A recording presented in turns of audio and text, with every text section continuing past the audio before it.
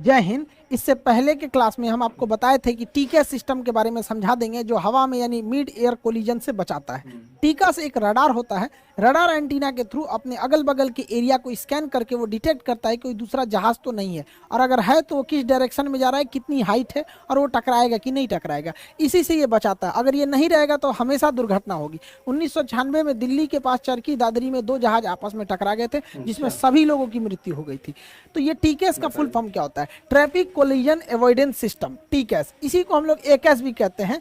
ये क्या होता है? Airborne collision avoidance system, AKS या टीकेएस कहते हैं। ये क्या चीज होता है, कैसे काम करता है, समझिए। देखिए, जब 2 जहाज आपस में एक पास से गुजरते हैं तो उनके बीच में कम से कम 1000 फीट की दूरी होनी चाहिए। 1000 फीट की दूरी होनी चाहिए। ऊपर नीचे में ये डिस्टेंस, ऊपर नीचे में इतना के ऊपर से निकल जाएंगे तो कोई खतरा नहीं है।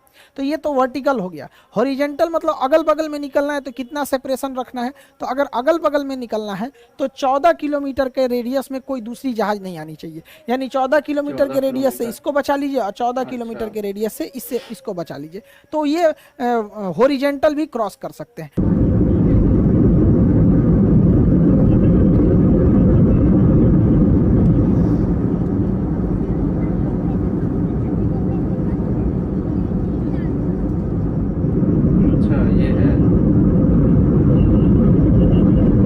आसमान में ऊपर से देखते हैं तो ये बराबर से ही लगते हैं कि नजदीकी से जा रहा है।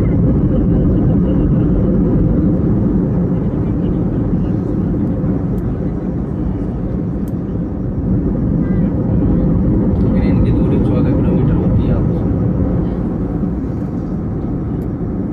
टीकेएस इसी डिस्टेंस को मेंटेन रखने में हेल्प करता है। अगर ये रेडियस कम होगा तो वो वार्निंग देने लगेगा, अगर ये पास आने लगेंगे तो दोनों प्लेन को वार्निंग देने लगता है टीकेएस सिस्टम। अब ये कैसे काम करता है उसको एक एक करके समझते हैं। टीकेएस का एंटीना जो होता है वो ये एस बैंड वेव को छोड़ता है। TKS antenna S band wave को छोड़ता है। इस पर लिखा होता है डू नॉट पेंट, पेंट नहीं कीजिएगा वरना वेव ही नहीं निकल पाएगा इसको। ये ऊपर नीचे भी स्कैन करता है, इसलिए फ्यूजलार्ज के ऊपर और नीचे 2 एंटीना लगाया जाता है। फ्यूजलार्ज जहाज के मेन हिस्सा को फ्यूजलार्ज कहते हैं, जिसमें पायलट और पूरे पैसेंजर बैठे रहते हैं। वो पूरा का पूरा हिस्सा हो गया फ्यूजलार्ज हो गया, और ये विंग्स हो गया, पीछे स्टेबलाइजर हो जाते हैं। पूरे जहाज में यही सिस्टम होता है। तो 2 ठो लगे होते हैं, एक फ्यूजलार्ज के ऊपर जो ऊपर के एरिया को स्कैन करता है, एक फ्यूजलार्ज के नीचे जो नीचे के टोटल एरिया को स्कैन करते रहता है।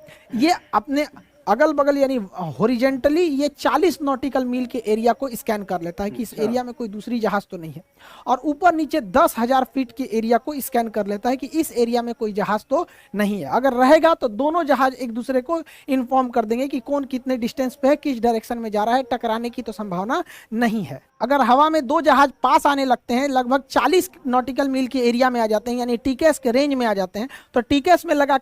हेलो नमस्कार दोस्तों, स्वागत है हमारे YouTube channel Yuvansh reaction TV पर। दोस्तों आज फिर से एक नई टॉपिक लाए हैं। ये टॉपिक है खान सर का। टीकेएस सिस्टम एयरलाइंस में जो होता है टीकेएस सिस्टम, वो किस तरीके से काम करता है। तो आइए देखते हैं वीडियो, और हमारा ओपिनियन रहेगा वीडियो के लास्ट में। देखिए, कंप्यूटर ये गणना करता है कि ये दोनों जहाज कहां जाकर टकराएंगे। जिस पॉइंट पर इनके टकराने की संभावना होती है उस पॉइंट को closest point of approach, closest point of approach यानी CPA कहा जाता है। तो क्लोजेस्ट पॉइंट ऑफ अप्रोच से दूर रहना चाहिए, वरना ये वो जगह होता है जहां दोनों की टकराने की संभावना होती है, और कितने मिनट बाद टकरा जाएंगे ये कैलकुलेशन टीकेएस का कंप्यूटर कर देता है, और इसके बाद वो वार्निंग देने लगता है। अगर ये 40 नॉटिकल मील दूर है, इंट्रूडर, 2 जहाज आपस में एक दूसरे को इंट्रूडर कहते हैं, इसके लिए ये जहाज इंट्रूडर है और इस जहाज के लिए ये जहाज इंट्रूडर है, यानी आपस में टकरा सकते हैं। अगर डिस्टेंस ज़्यादा है कोई दिक्कत नहीं। अगर काफ़ी पास आ गया तो ट्रैफिक एडवाइजरी जारी की जाएगी, ओरल वार्निंग दिया जाएगा कि सावधान रहो दोनों पायलट। और अगर बहुत पास आ जाएगा तो रिवोल्यूशन एडवाइजरी जारी किया जाएगा, यानी एक को कहा जाएगा ऊपर जाओ, दूसरे को कहा जाएगा नीचे जाओ। यानी ट्रैफिक एडवाइजरी और रिवोल्यूशन एडवाइजरी ये दोनों कब होता है? अगर बहुत पास आ गया तो रिजोल्यूशन एडवाइजरी जारी की जाएगी, थोड़ा दूर है तो ट्रैफिक एडवाइजरी जारी की जाएगी। अब इसमें समझते हैं। देखिए, ये ट्रायंगुलर शेप है, ये जहाज है जिसके अंदर ये टीका सिस्टम लगा हुआ है, और ये इसके लिए इंट्रूडर है। इंट्रूडर यहाँ डायमंड शेप में बना है, खोखला है, इसका मतलब ये 40 नॉटिकल मील से दूर है, यानी इससे डरने की कोई जरूरत नहीं है। खोखला डायमंड मतलब 40 नॉटिकल मील से दूर है। यहाँ प्लस साइन का मतलब होता है कि ये जहाज हाइट में भी ऊंचा पे है, दूरी भी है और हाइट भी ऊंचा है, इसलिए इससे घबराने की जरूरत नहीं है। लेकिन भाई उसको किधर जाना है इसको थोड़ी पता है, इसलिए उस पर ध्यान रखना भी जरूरी होता है यहाँ पर। अब देखिए यहाँ पर ये इंट्रूडर जो है, इसका तो जो डायमंड था वो पूरा भर गया, कलर्ड हो गया। कलर्ड हो गया इसका मतलब ये पास आ चुका है और 6 नॉटिकल मील के पास आ चुका है, यानी इससे जुड़ा कुछ ना कुछ तांडव करने वाला है, इससे बचने की जरूरत है। सही बात और है। माइनस दिखा रहा है, इसका मतलब पास है लेकिन नीचे है, पास में आ चुका है लेकिन हाइट नीचे है। तो कोई ससुरा कोई ठीक है उठा दिया तो टकरा जाएगा नहीं यहाँ पे, इसलिए इस पे थोड़ा ध्यान रखा जाता है क्योंकि ये काफी पास आ चुका है। यहाँ पे 6 नॉटिकल मील, माइनस साइन ये दिखा रहा है कि वो हमसे नीचे है, हमसे नीचे है। अब अगले देखते हैं, ले ससुराई तो एम्बर कलर का हो गया, यानी ऑरेंज और येलो का मिक्स, तो एम्बर कलर का हो गया। इसका मतलब ये 6 नॉटिकल मील से भी पास आ चुका है। अब इससे बहुत खतरा हो सकता है। ये 6 नॉटिकल मील के पास आ चुका है और इतना पास आ गया है कि अगले 45 सेकंड में ये हमारे पास आ सकता है। अच्छा 45 सेकंड में हमारे पास आ सकता है। अभी ये प्लस साइन दिखा रहा है, प्लस साइन का मतलब ये है कि ये जहाज जो इंट्रूडर है हमसे हाइट पर है और 45 सेकंड की दूरी पर है, 6 नॉटिकल मील से कम दूरी है। प्लस साइन ये दिखा रहा है कि अभी ये हाइट पे है, लेकिन दिक्कत ये क्या है कि इसमें एक नीचे की ओर तीर बना है, यानी हाइट पर है लेकिन उस ससुरा नीचे की ओर आ रहा है। इसका मतलब कोलिजन की संभावना बढ़ गई और यह कोलिजन 45 सेकंड के अंदर हो सकता है। इस कंडीशन में यहाँ ट्रैफिक लिख के आता है जिसे टीए बोलते हैं और ओरल वार्निंग दिया जाता है कि अब सावधान होइए, कोई ना कोई आपको एक्शन लेना होगा वरना 45 सेकंड के अंदर कोलिजन हो जाएगा। और अगर यही रेड कलर में कन्वर्ट हो गया, रेड कलर मतलब अब एकदम खतरनाक कंडीशन हो गया है, वो 6 नॉटिकल मील से भी एकदम पास आ चुका है और अगले 25 सेकंड में कोलिजन हो जाएगा। 25 सेकंड में कोलिजन हो जाएगा। अब एकदम रेडी रहिए। इस कंडीशन में टीका सिस्टम रेजोल्यूशन एडवाइजरी जारी करेगा, यानी अब आपको वार्न नहीं करेगा, आपको एक्शन लेने के लिए कहेगा। किसी एक को कहेगा ऊपर जाओ और दूसरे को कहेगा नीचे जाओ, एक को ऊपर एक को नीचे जाने को कहेगा। टीका सिस्टम अगर एक को कहता है कि तुम ऊपर जाओ तो ठीक इसी समय इसका टीका सिस्टम इसको कहता है नीचे जाओ। इसमें पायलट को कंफ्यूज होने की जरूरत नहीं रहती है, वरना अगर ऐसे रेडियो में बात करते भाई तू ऊपर जाओ तू नीचे जाओ, सोचा 25 सेकंड टाइम है तुझे लड़ा लेगा अपना यहाँ पे। इसलिए डायरेक्ट ये इसको अगर बता दिया कि ऊपर जाओ तो कंफर्म इसका अपोजिट इसको बताएगा नीचे जाओ। जिसको बोलता है ऊपर जाओ उसके ऊपर इस टाइप का शेप बनता है। ये जो नेविगेशन डिस्प्ले है यहाँ पे तो वार्निंग देगा और ये प्राइमरी फ्लाइट डिस्प्ले पीएफडी इस पे जो बताता है इस शेप में बन जाएगा, यानी इसको क्लाइम करना है, इसको क्लाइम करना है। और जिसको नीचे जाना है उसमें इस शेप की आकृति बनेगी, यानी इसे डिसेंट करना है, डिसेंट नीचे जाना है।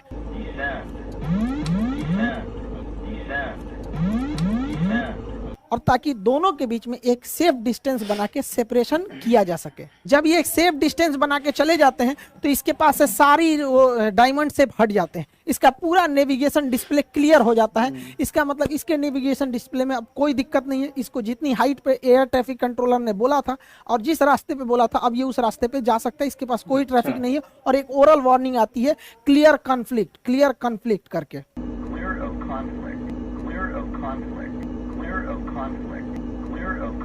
तो ठीक है, 2 जहाजों को मिड एयर कोलिजन से बचाता है। बादलों के पीछे कभी कभी पहाड़ छुपे होते हैं, तो बादल के अंदर पायलट घुस जाता है, उसको लगता है कि नहीं हम तो क्रॉस कर जाएंगे, लेकिन पहाड़ पे जाके क्रॉस कहाँ से करे, लड़ जाएगा। ऐसे पीआईए की जहाज, पाकिस्तानी इंटरनेशनल एयरलाइन की जहाज जब काठमांडू एयरपोर्ट के पास स्टेप डिसेंड कर रही थी तो बादलों के बीच में पहाड़ था, उसी से वो टकरा गई थी। तो इस सिस्टम में भी काफ़ी हेल्प करता है। यहाँ पर इससे निकलने वाला रडार जो होता है पता कर लेता है कि आगे अगर कोई जोग्राफिकल टेरेन का मतलब होता है कि कोई पहाड़ी वगैरह तो नहीं है, नेचुरल रुकावट को हम टेरेन कहते हैं। और अगर वो टेरेन रहता है, आगे कोई पहाड़ रहता है तो वार्निंग जारी करने लगता है कि टेरेन करके वार्निंग जारी करेगा और कहेगा पुल अप, उठाओ जहाज को। Caution, terrain. Pull up. इस प्रकार ये किसी भी पहाड़ पर्वत से भी टकराने से रोक लेता है। जब टीके सिस्टम नहीं था तो जहाजों में टकराने की संभावना बहुत थी, और ऐसा नहीं है कि पहले जहाज हवा में टकराए नहीं है, बहुत सारे जहाज टकराए, चाहे वो डीएचएल की जहाज हो या सेस्ना हो, पैसेंजर जहाज से टकरा गई, या भारत के चरखी दादरी यानी दिल्ली के पास जहाज टकरा गई। पहले क्या होता था कि पायलट के पास टीके सिस्टम नहीं होता था, तो जो एयर ट्रैफिक कंट्रोलर होता था एटीसी, इसके रडार में दिखता था कि 2 जहाजें आपस में पास तो आ गई हैं क्या, तब ये एगो को कहता था तुम ऊपर जाओ जी, तुम नीचे जाओ। अब इसी में देर हो जाता था, कौन ऊपर जाओ कौन नीचे जाओ, इसी में टकरा जाते थे। तो टीके सिस्टम का होना बहुत जरूरी है। 1996 में 12 नवंबर 1996 में दिल्ली के पास चरखी दादरी में 2 जहाज टकरा गए, और ये टकराया था कजाक एयरलाइंस के पायलट के बेवकूफ़ी की वजह से। वहाँ घोंचू था ससुराऊ। देखिए क्या है, दिल्ली एयरपोर्ट से एक जहाज उड़ान भरती है सऊदी एयरलाइंस, और ये उड़ान भरती है दिल्ली एयरपोर्ट से, और इसी समय दिल्ली एयरपोर्ट पे कजाकिस्तान से जहाज लैंड होने के लिए आ रहा होता है। उसका नंबर होता है कजाक एयरलाइन का 1907। तो ये दोनों आ रहे होते हैं। अब इसके लिए एयर ट्रैफिक कंट्रोलर जो था, एयर ट्रैफिक कंट्रोलर यहाँ बैठा होता है। ये सऊदी एयरलाइन से पूछा कि कितने, तुम 14,000 फीट पर बने रहना। तो सऊदी एयरलाइन को कहा कि 14,000 फीट पर बने रहना, तुम्हारे ऊपर से कजाक एयरलाइन जाएगी। तो इसको कह दिया 14,000 पर बनने के लिए, और इसको ये भी बोल दिया कि तुम्हारे ऊपर से कजाक एयरलाइन अभी गुजरेगी। और इससे पूछा, ये air traffic controller Kazakh airline से पूछा कि तुम कितने हाइट पर हो। तो ये बेला कह रहा है कि हम 16,000 फीट पर हैं। तो ये कहा ठीक है, तुम डिसेंड करके 15,000 फीट पर आ जाओ और तुम्हारे नीचे से निकलेगी सऊदी एयरलाइन। तो कह रहा है ठीक है, हम 15,000 फीट पर आ जाते हैं और एक दूसरे को क्रॉस कर जाएंगे। यहाँ हो गया भयंकर गलती। ये बैला 16,000 फीट पे था ही नहीं, ये बैला था 15,000 फीट पर पहले से। और इसको जब एटीसी ने कहा कि ठीक है तुम 16,000 पे हो तो एक काम करो 15,000 पे चलाओ, तो ये बैला 1,000 फीट घटा दिया। तो ससुरा 16 पे था नहीं, इसको लग रहा था कि 16,000 पे। इसका अंग्रेजी कमजोर था, ट्रांसलेट कर रहा था, डिक्शनरी लेके बैठा था, वही में बतिया रहा था धीरे धीरे करके। तो इस ससुरा 15,000 था, घटा के कर दिया 14,000 फीट। और जैसे 14,000 फीट किया, सऊदी एयरलाइन पहले से उड़ रही थी 14,000 फीट पे, दोनों में भीषण टक्कर हो गया, कोई नहीं बचा। मिड एयर कोलिजन हुआ था। पूरी चरकी दादरी दिल्ली के पास ही जगह है दादरी, वहाँ लाश गिर रहे थे सब, किसी के घर पे, मकान पे, किसी का कटा हुआ हाथ, जला हुआ शरीर। इतना बेवकूफ़ी घोंचू पायलट के चक्कर में था। ससुरा 15,000 पे, करा 16,000 पे। तो ऐसी गलती ना हो, अगर टिका सिस्टम रहता तो इसे रोक लेता। एक और गलती हुई थी यहाँ दिल्ली एयरपोर्ट पर। उस समय दिल्ली एयरपोर्ट पर प्राइमरी रडार हुआ करते थे। प्राइमरी रडार इस शेप में होता है और ये केवल जहाज के पोजीशन को बता देता है यहाँ जहाज है, ये नहीं बता पाता है कि जहाज कितनी हाइट पर है। अगर ये बता देता कि जहाज कितने हाइट पर है तो एयर ट्रैफिक कंट्रोलर को कजाक एयरलाइन से पूछना ही नहीं पड़ता, खुद ही देख सकता था कितने हाइट पर है। लेकिन प्राइमरी रडार केवल जहाज का लोकेशन बता पाता है, ये नहीं बता पाता है कि कितनी हाइट पर है। सेकेंडरी रडार लगाया गया, सेकेंडरी सर्वेलांस रडार, ये भी बता देता है कि जहाज कहाँ है, साथ में ये भी बता देता है कि जहाज की ऊंचाई कितनी है।